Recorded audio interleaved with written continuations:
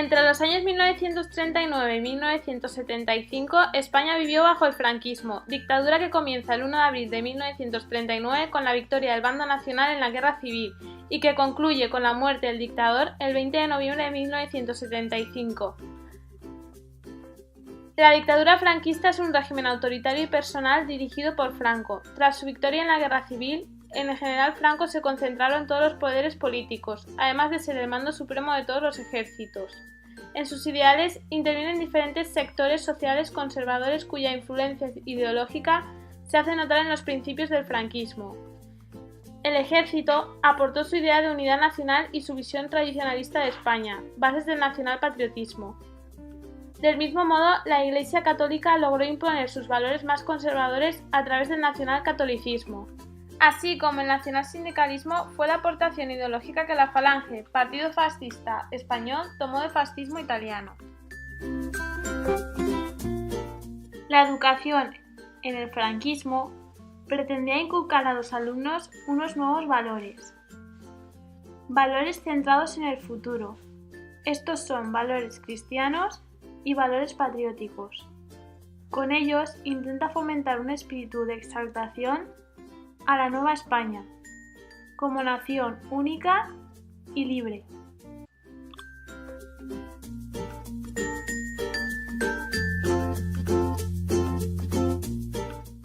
La escuela franquista contaba con las siguientes características. Los alumnos estaban generalmente segregados por sexos. La enseñanza era controlada por el Estado. Y la figura del maestro ejercía una función muy importante.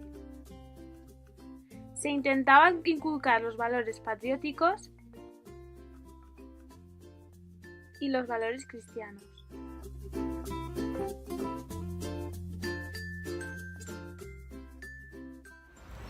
No todo lo que la escuela transmite a sus alumnos está recogido en documentos oficiales. A continuación, analizaremos el con qué, el para qué y el cómo de la lengua y la literatura en la época franquista.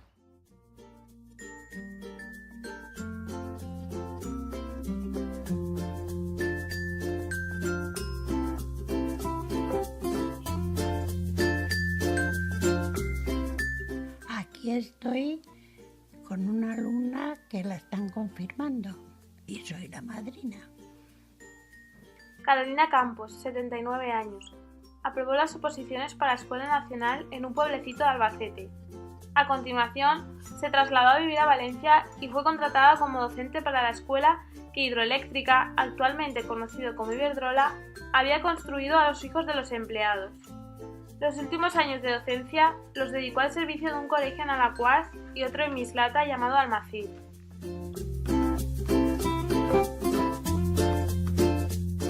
Por otro lado, Joaquín Ibas nos relata a sus 88 años cómo fue su paso por la escuela durante la dictadura franquista en España.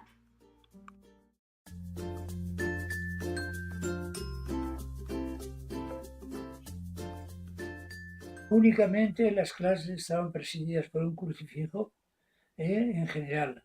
Alguna vez vi también algún cuadro de la Virgen. Claro. Y había en las paredes, por ejemplo, estaba el retrato de Franco. No. ¿O qué había? ¿Había crucifijos? No, aquello en donde yo estaba en la escuela capilla, y como estaba cerrado, cuando venía los domingos abrían, estaba allí.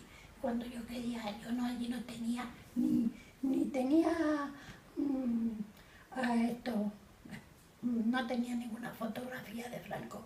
Luego sí, en Alacuás, cuando vine a Alacuás, que iba quinto de bachiller, pues sí, ya estaba el crucifijo y que luego me lo traje yo, cuando los quitaron. El crucifijo y la fotografía de Franco. ¿Y en lengua qué metodología usaba para dar las clases? Las clases, ¿qué metodología? Lenguaje, pues lengua normal, de autores, no era el uso sobre todo de la gramática española, de usar mucho, se insistía en la ortografía. Usaba libros de texto. Sí, los libros de texto, porque como entonces los libros pues, que yo tenía que dar era para bachillerato, para traerlos a examinar al instituto, según los que hubieran puesto en el instituto. Claro. Entonces, si daban lengua, pues me atrenía a los libros y a los métodos que me pedían. Yo les explicaba a mis alumnos. Primero daba las clases, las dividía. Los que no eran bachilleratos, primero, o sea, barbulitos, pues a los de primero, segundo, era todo una mezcla. Sí. Pues sobre todo les hacía dictados, les hacía con ellos conversaciones, hacía con ellos diálogos. O sea que no se basaban en libros solo. Hacía más una enciclopedia, los pequeños. Muy bien. Y a esa enciclopedia yo me atenía. Más luego yo ponía de mi parte con ellos, con los pequeños, pues yo me gustaba mucho hacer funciones de teatro con ellos. ¡Qué bonito! Me relacionaba con ellos. Yo salía a dar las clases al aire libre, formando grupos con los pequeños y también cuando los podía mezclar a los bachilleres, yo, como muy joven que era, pues me gustaba mucho dar las clases en un punto determinado. Por las tardes nos dábamos las clases, pues, o de lo que tocase. ¿Y si algún alumno se portaba mal, qué tipo de castigos ponía? Yo castigo no los he sancionado. Yo los enseñaba a que obedeciesen, pero sin... les decía las cosas, pero yo no... eso de pegarles nada. ¿Y el resto de sus compañeros? Allí es que ellos se respetaban mucho. Muy bien. Había mucho respeto, porque ellos me respetaban y además me admiraban, o sea, ellos veían en mí como un ejemplo. Se fijaban hasta el mínimo detalle de cómo iba vestida las chicas, porque tenía de bachiller de 13 y 14 años las adolescentes, pues se fijaban mucho y yo pues si tenía que decirles que pues les reñía, pero no con castigos. ¿Y los profesores? No, si yo no he tenido, cuando yo, si es que he ejercido muchos años y era yo la que daba todo. Hablando de los profesores, el horario era muy exigente. La puntualidad en el colegio era fundamental. Tanto es así que cuento una anécdota que una vez que hubo un temporalazo enorme en la ciudad y yo llegué exhausto al colegio porque mis condiciones físicas eran bastante flojas respecto al resto de los alumnos. Y entonces el padre del colegio que nos recibía me preguntó: Chimo, ¿te han puesto plomo en los bolsillos para llegar al colegio? Aquello fue una risa impresionante de todos los alumnos. El colegio era muy exigente. Ya digo, algún profesor, no todos. Yo recuerdo únicamente dos que se atrevían a, cuando el alumno no les satisfacía, bien porque no había contestado bien a las preguntas que le hacían, o no había llevado los deberes hechos, o había hecho alguna trastada, pues el padre, que se llamaba, bueno, el padre, uno de los escolapios que nos daba las matemáticas, ese sí que se tomaba la libertad de dar 2 bofetones al alumno para reprenderle. Ese era el único tipo de castigo, aparte de que en faltas menores de los alumnos, el castigo consistía en ir a la puerta del padre provincial, el responsable de todo el colegio, con la finalidad de recibir pues una diría yo, una represión porque nos preguntaba entonces el provincial qué profesor nos había mandado allí, cuál era el motivo del castigo, etcétera. Eso a todo el mundo le venía mal, porque generalmente te obligaban a estar de rodillas el tiempo de espera hasta que el padre provincial te llamara. Otras cosas del colegio interesante es que salíamos a la 1 de la tarde los externos y a las 3 reanudábamos de nuevo las clases.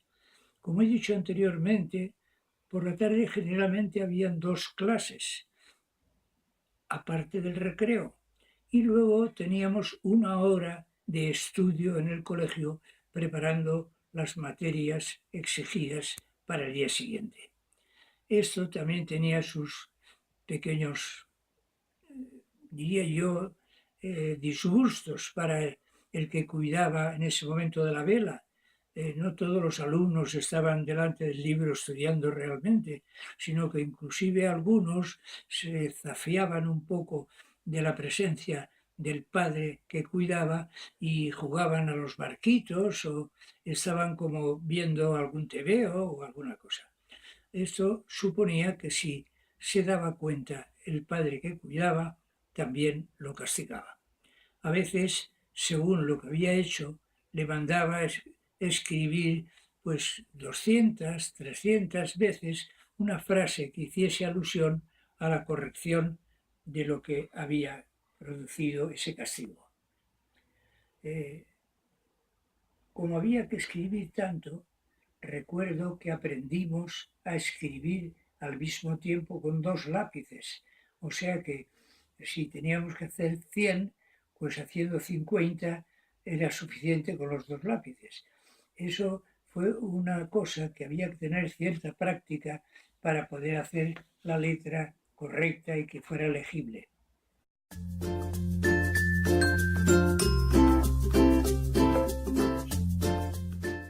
Yo, sin embargo, era totalmente externo y tenía obligación de entrar en el colegio todos los días un poco antes de las 8, con la finalidad de que, reunidos todos los alumnos de una clase, el profesor que cuidaba de nosotros nos bajaba a la iglesia para asistir a la Santa Misa. Esto fue un detalle muy importante, aunque no todos comprendieron esa obligación de tener que asistir todos los días a misa. Comento que generalmente los lunes, cuando estábamos en la iglesia, como nos bajaban y era todo el colegio el que asistía a la Santa Misa, estábamos todos de pie y se oía por lo bajini, se oía que los mayores estaban comentando seguramente pues cómo habían pasado el fin de semana. Y a mí eso sinceramente no me gustaba, me parece que había que tener un poco más respeto a la celebración de la Santa Misa. Después, ya cuando subíamos, entonces teníamos normalmente 3 clases por la mañana y 2 clases por la tarde, interrumpidas a media mañana y a media tarde por media hora que nos daban el tiempo de recreo para bien sea el almuerzo de la mañana o la merienda de la tarde. Pero en general lo más importante eran los 2 actos fundamentales, el de la mañana con la Santa Misa y el de la despedida del colegio después de el tiempo de estudio que rezábamos en el Santo Rosario.